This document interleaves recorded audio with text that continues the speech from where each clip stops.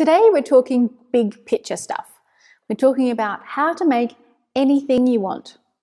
It might sound extravagant, and I assure you that it is. No, not really. Stay tuned for all the tips.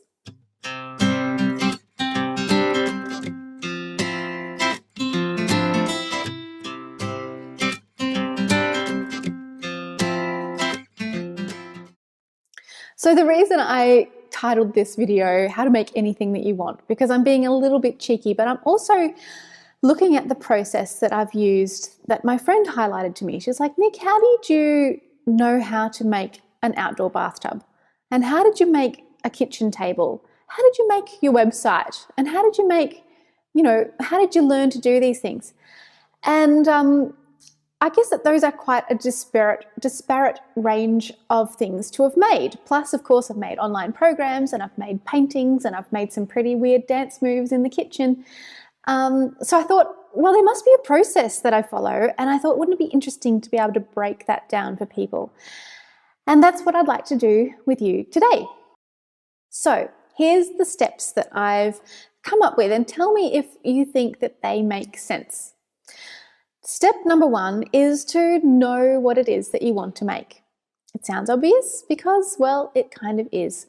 But the thing is, at this point, you don't have to know everything about what it is that you want to make. You don't need to know the how, and you don't have to know all the tiny details of it. But you do need to have a vision of what you want, and also it's important to know why you want it. So for me, if we take an example of building a bath in my backyard, it was because in my house there was not enough space to have a bathtub, but I really, really missed having baths. And so I made it a point to go, right, I'm going to find a way to have a bath. If I have to do something a bit different, that's okay. But what the purpose of this was so that I could actually enjoy having a bath. It wasn't about impressing my friends with how amazing my workmanship was. It wasn't about trying to be on the pages of Inside Out magazine with my interior design.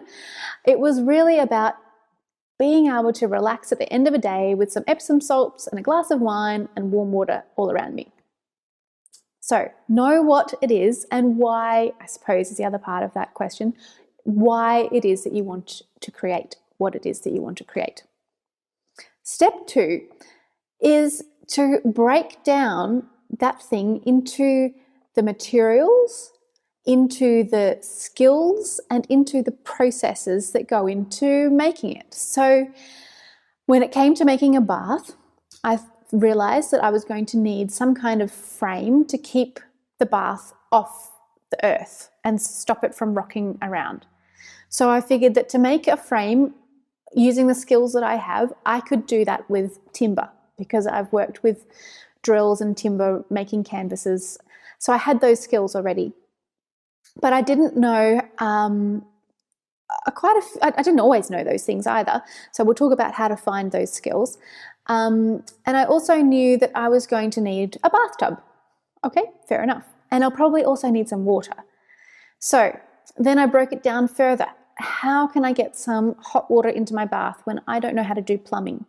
Well, hey, there's a hot water tap down in the laundry, and I could plug a hose, attach a hose to that tap, and I could run the hose up to the bath. I'd have to still run down and turn off the hose, but hey, it'll work. And remember, coming back to why it was that I wanted to create it, it was to be able to luxuriate in a nice warm bath at the end of the day.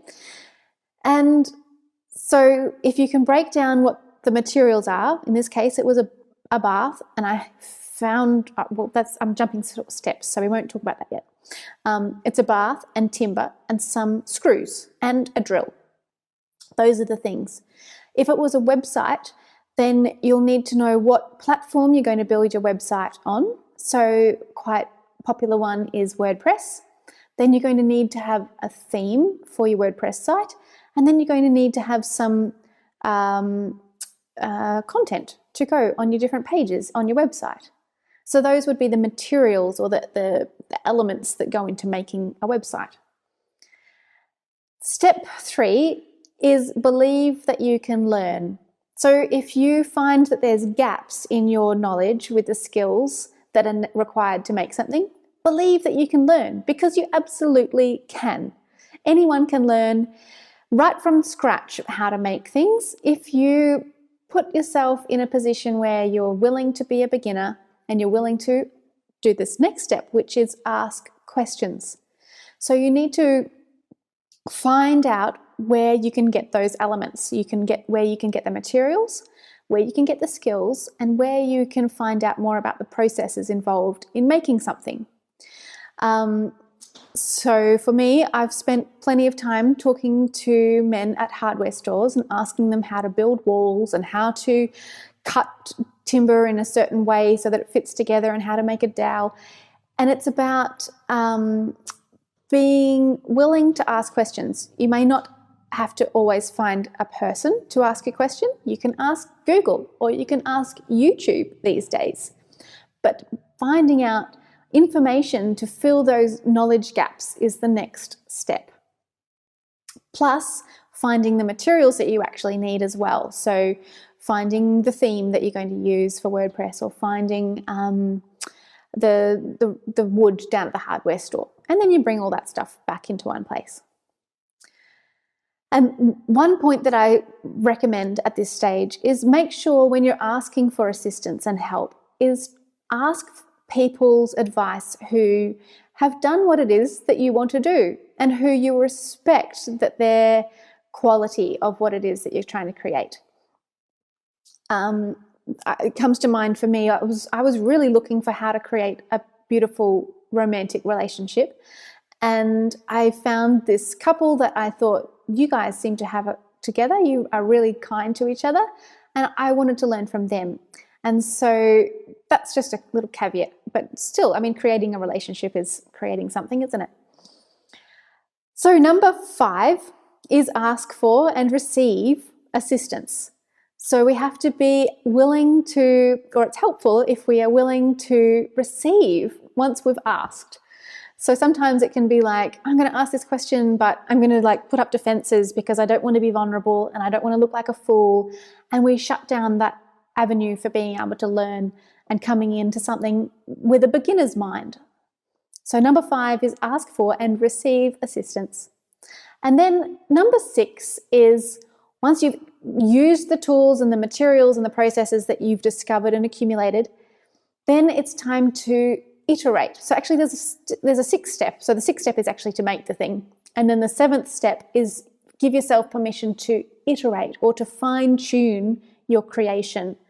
What you've made the first time doesn't mean that it's going to be perfect, but you will have learned so much through the process of actually following all those steps that you'll be able to just adjust things so that it works for you.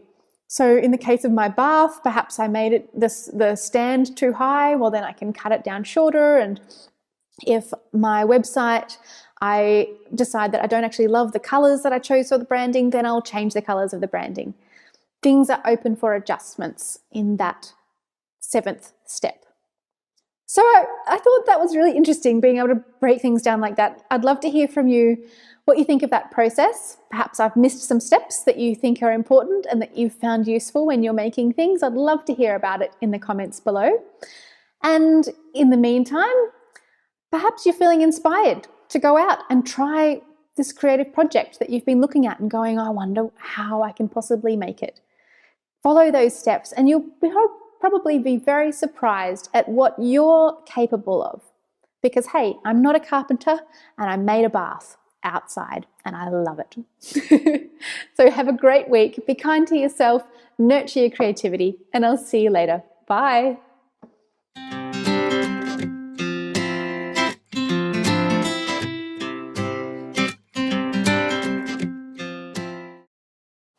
Now, if you're new to my blog and you would like some help to get started with painting and creativity, I've created a beautiful 10-day free e-course that takes you through just that, getting started with painting and creativity. And you can find that at nicolanewman.com/begin. And in there, you'll be taken through how to paint an abstract painting, we'll do some writing and some photography exercises, and it's loads of fun.